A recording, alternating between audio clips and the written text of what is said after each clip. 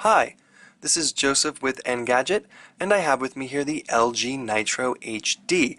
It's basically a repackaged and rebranded Optimus LTE for us stateside, and it's headed to AT&T where it'll join the HTC Vivid and Samsung Galaxy S2 Skyrocket as one of 3 phones you can opt in for to take advantage of that carrier's newly launched 700 MHz network. The phone, as we note quite often in the hardware review, is pretty unremarkable in terms of design. This isn't something you're going to get any comments on. No one's going to stop you in the street and say, wow, what is that? And it basically borrows a bit from the design of the Galaxy S2 series, where you can see here on the back is a nice sort of diagonally grooved plastic, which not only makes the phone extremely light, comes in at 4.5 ounces, which is actually 0.1 ounces lighter than the Skyrocket, but also keeps the phone solidly in your hand. Since it's so light, it could easily go flying out. Down here at the bottom, you'll notice that, can we see it there? LG's done away with the 4 typical Android capacitive buttons in favor of 3, and they've done that by combining menu and search into one soft key. It's easy to access. All you have to do is long press, and that brings up the search functionality. Over here on the left side is the volume rocker. You can see it has a gentle divot in the middle, and it sticks out just enough so that you can feel it, but it also is pretty resistant, so you'll actually have to press with considerable force to trigger it. Up here at the top, we have the power button, and then next to it is the micro USB port, which is covered by this plastic door. It swings open. Let's get it to go, which is pretty flimsy, so we'd caution you to be pretty careful when you have this plugged into your computer moving it about. It'd be pretty easy to knock that off. And then next to it over here is the 3.5mm headphone jack and a secondary mic for noise reduction. Over here on the right side, you'll see that there is nothing, no ports, no buttons, no shortcuts to break it up.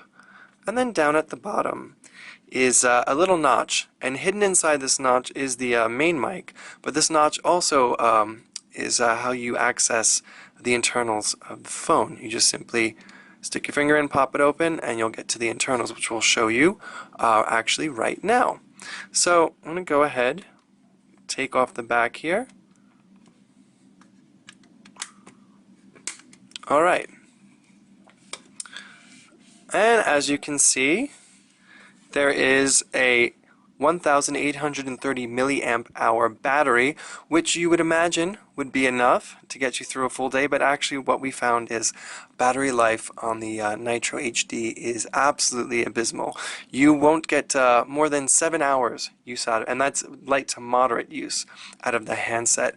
Over here is a 16 gigabyte micro SD card, which complements the 4 gigabytes of internal storage.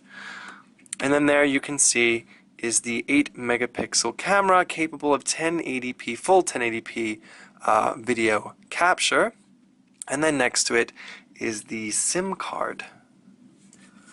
So there is no NFC on here. You won't know there's no NFC embedded in the back casing.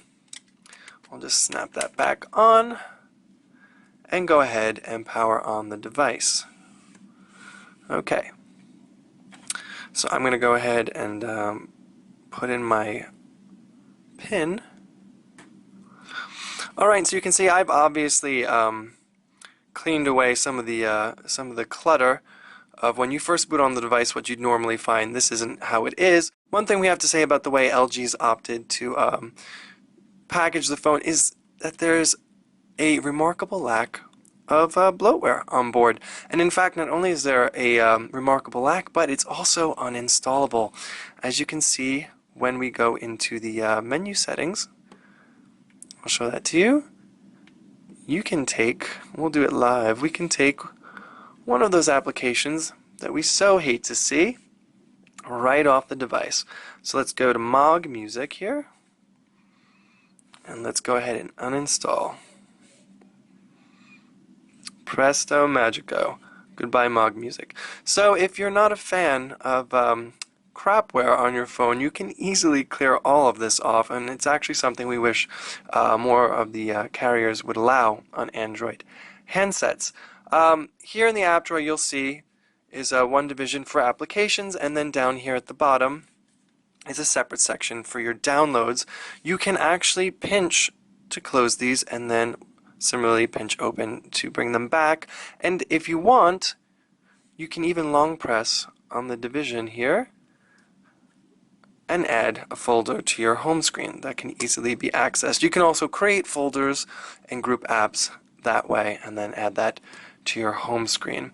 There are 7 right out of the box that are set up, but you can also get rid of those if you so choose. We'll just swipe together and we'll show you.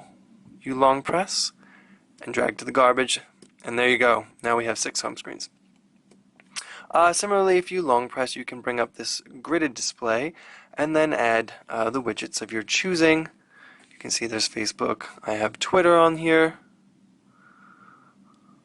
We'll put Google search all, and then there you go. You simply press back and then it's set.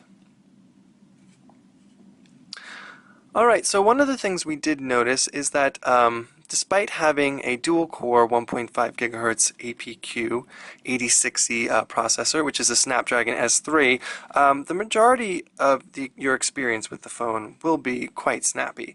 But there is occasionally a bit of lag that is evident, and it's most noticeable when trying to access the app drawer. For some reason, there's a bit of a hesitation that you don't find when you pull up other applications on the phone. Also, browsing was particularly excellent on the phone. When you have a strong LTE signal, which is sort of hit or miss right now in New York considering it's not official, pages can load, full pages, and we're talking, you know, pages that like ESPN or whatnot with flash heavy content will load in under 10 seconds fully. So we're going to go ahead and see if we can give you an example of that loading Engadget. And we'll go to the full desktop.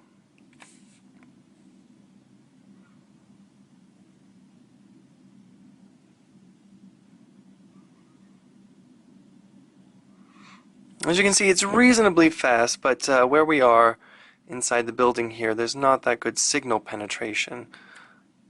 But otherwise, if you're outdoors and you can latch on to a hearty LTE signal, you will see this sort of perform quite remarkably. And in terms of the speeds we were seeing, we did see LTE speeds top out at 40 megabits per second down, and I believe around 15 up.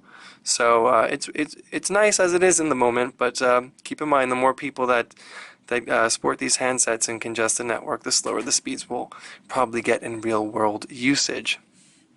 Let's go back for a second and just give you an example of pinch to zoom.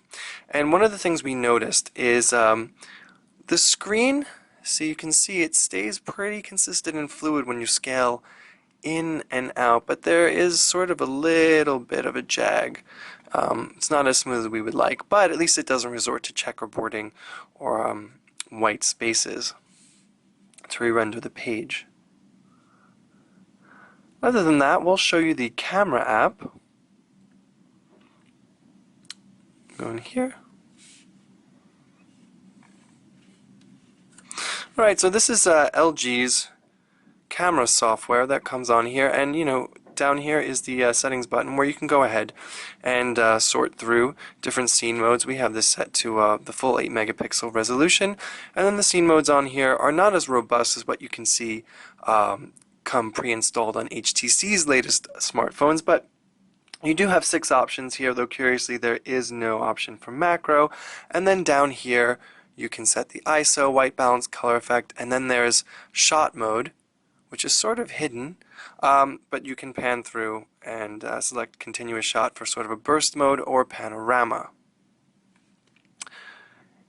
And as we said before, the camera is also capable of full 1080p, and it was quite remarkable in real-world testing. You can see here's the settings. You can, you know, scale it down as you need to.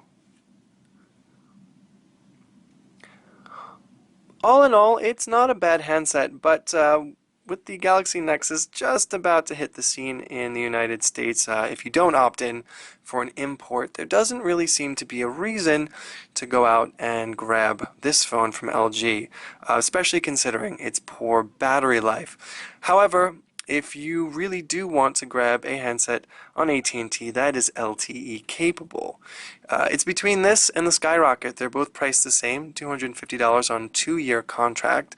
So even though it's a pretty even fight, and the LG Nitro HD did win out just slightly in our benchmark testing, you're more than likely going to want to pick up the Skyrocket simply because of the battery life for that handset. However, if you do decide to grab the Nitro HD, it's not a terrible choice, but you'll probably want to get a beefier battery, or at least pack a spare. So that's about it, the LG Nitro HD. This is Joseph with Engadget. Thanks for watching.